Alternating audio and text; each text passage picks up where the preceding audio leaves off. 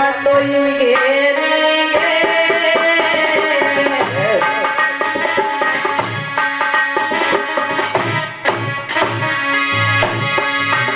तेरी तीन पाँच नहीं चले संगोगर बाले छोड़ेंगे। भैया तीन पाँच ना चले संगोगर बाले छोड़ेंगे। तेरी तीन पाँच ना चले संगोगर बाले छोड़ेंगे। बताया अरे करे मत ऐसी नादानी। अरे करे मत ऐसी नादानी। भाई हाकिम के दरबार होई जब खिंचातानी। अरे हाकिम के दरबार होई जब खिंचातानी। भाई हाकिम के दरबार होई जब खिंचातानी। बताया अरे दशक तेरी सभई में गली जाएगी। अरे दशक तेरी सभई में गली जाएगी। दसों करने हरि को भजन के बचिया कहवे कोई जानी। अरे करने हरि को भजन के बचिया कहवे कोई जाएंगी। दसों करिए हरि को भजन के बचिया कहवे कोई जाएंगी। दसों कर ले हरि को भजन। दसों कर लो हरि को भजन। यहाँ कृष्ण को मेला है। दसों कर ले हरि को भजन। यहाँ कृष्ण को मेला है। भैया कर ले हरि को भजन। यहाँ कृष्ण को मेला है।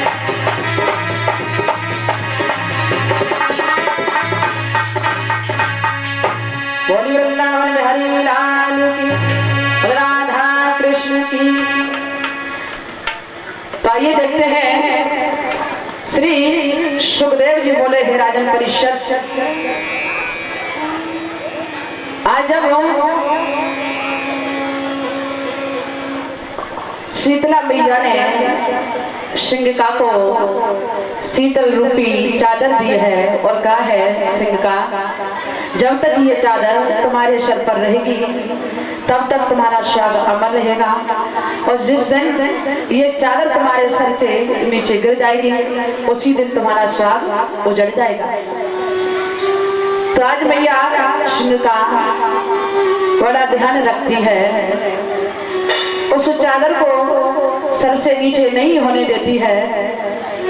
बताया है कि जब धीरे धीरे समय व्यतीत हुआ है तो मैया एक दिन अपने पति के साथ में सो रही है।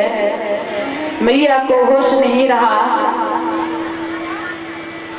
तो जो चादर थी सिंहिका के सर से जैसे ही नीचे गिरी है, हिरण्याकश्यप के मन में वही गिलानी चल रही थी कि इसने मुझे मल्ल युद्ध में हरा दिया है। अगर मैंने इसका बदला नहीं ले पाया तो हमारा नाम भी हिरण्याकश्यप नहीं है। उसी रात्रि में हिरण्याकश्यप ने देखा कि सिंहिका सो रही है और सर पे चादर भी नहीं है। हिरण्याकश्यप ने तलवार को लिया और विप्रचित ब्राह्मण का वध कर दिया। तो बताया है जैसे ही सुबह हुआ सिंहिका जागी है तो पति का धड़ तो पड़ा है लेकिन सर नहीं है। मैया भुलकने लगी, चिल्लाने लगी। मैया को पता चला कि हमारे भाई हिरण्याकश्यप ने हमारे पति का वध कर दिया। तो मैया को बहुत दुख हुआ।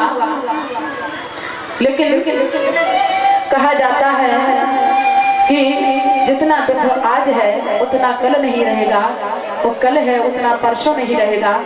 यदि व्यक्ति के ऊपर उतना ही दुख बना रहे तो व्यक्ति मर जाएगा।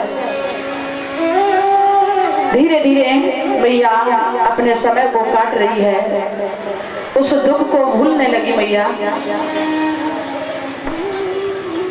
बताया है कि जब प्रहलाद नहीं मरे हैं, जल्लादों से कहा समुद्र में फेंकवाओ, काल कोठरी में बंद कर दिया, जहर भी पिला दिया, प्रहलाद को नहीं मार पाया।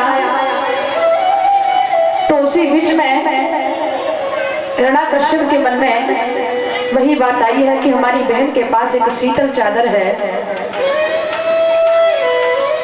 हिरण्याकश्यप चला है, अपनी बहन के घर पहुंचा तो बहन ने आता हुआ भैया को देखा तो बड़ी खुशी हुई और उस बात को याद भूल गई। बड़े प्रसन्न होकर के भैया को बड़े सुंदर आसन पर बैठा लिया।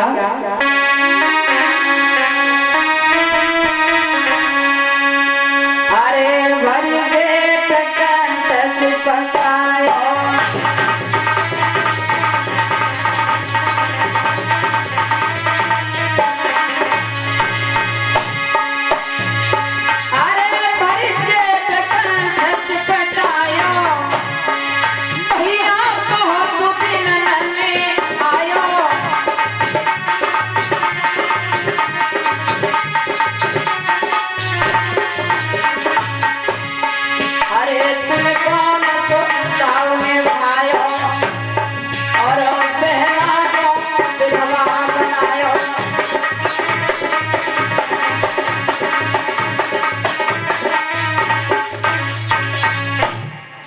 जैसे ही भैया को आता हुआ देखा, सिंहिका उठ के खड़ी हो गई, अपने भैया को कंठ से लगा लिया, छाती से लगा लिया, पूछने लगी भैया तुम तो याद ही भूल गए थे मेरी, आज इस दासी के आंगन में कैसे आना हुआ?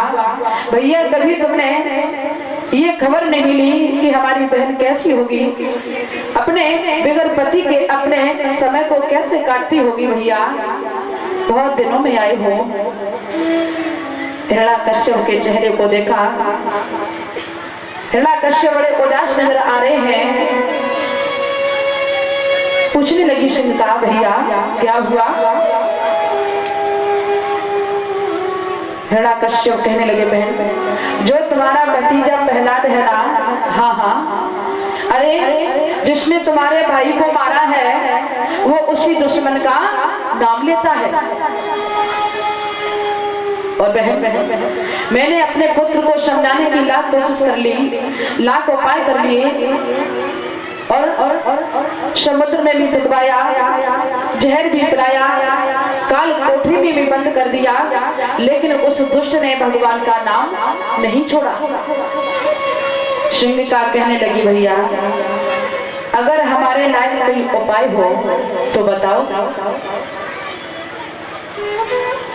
हिरण्याकश्यप कहने लगे बहन अब केवल प्रहलाद को तुम ही मार सकती हो। सिंहिका उसी समय हिरण्याकश्यप के यहाँ पहुंची है। बताया है ध्रुवलाल को देखा तो ध्रुवलाल बड़े मस्त हैं, दिन रात उठते बैठते चलते फिरते श्री कृष्ण गोविंद हरे मुरारे हे नाथ नारायण वासुदेवा भगवान का जाप कर रहे हैं, भगवान के नाम का जाप करते हैं। बताया है उसी समय हिरण्याकश्यप ने सिंहिका से कहा है बहन ऐसा करो ये दुष्ट ऐसे नहीं मानेगा, इस दुष्ट को जला करके राख कर दो। चिता बनाई गई, सिंहिका प्रहलाद को लेकर के गोदी में बैठ गई। तो बताया है कि जब सिंहिका प्रहलाद को लेकर के गोदी में बैठ जाती है और उस चिता में आग लगवा दी, सिंहिका स्वयं उस शीतल चादर को ओढ़ के बैठ गई। तो भगवान की ऐसी कृपा हुई, जोर जोर से आंधी आने लगी, पवन चलने लगे हैं। तो जो शीतल चादर मैया ओढ़े बैठी थी वो चादर उड़ी और प्रहलाद के शरीर से लिपट गई। बताया है कि सिंह का जल करके राख हो गई और प्रहलाद का कुछ नहीं बिगड़ा। प्रहलाद ने सोचा आखिर में हमारी बुआ है, हमारे पीछे अपने प्राण त्याग दिए। तो उसी बीच में प्रहलाद उस आवाज से खड़े हुए, उस चिता से खड़े हुए और अपनी बुआ के परिक्रमा लगाए हैं और कहा है बोलिए होलिका माता की। तो उसी दिन से सिंहिका का नाम होलिका पड़ा है। देखा है देवताओं को बड़ी खुशी हुई, तो देवताओं ने रंग और गुलाल की वर्षा की है। राक्षसों ने ईंट पत्थर कीचड़ की वर्षा की है। हिरण्याकश्यप ने देखा, हिरण्याकश्यप बच करके अपने पिताजी के पास में पहुंचे और जाते ही जाते बोले पिताजी राम राम। हिरण्याकश्यप सोचने लगे रे दुष्ट, कितनी कोशिश कर ली, कितने उपाय कर लिए और फिर भी ये दुष्ट जिंदा बच गया।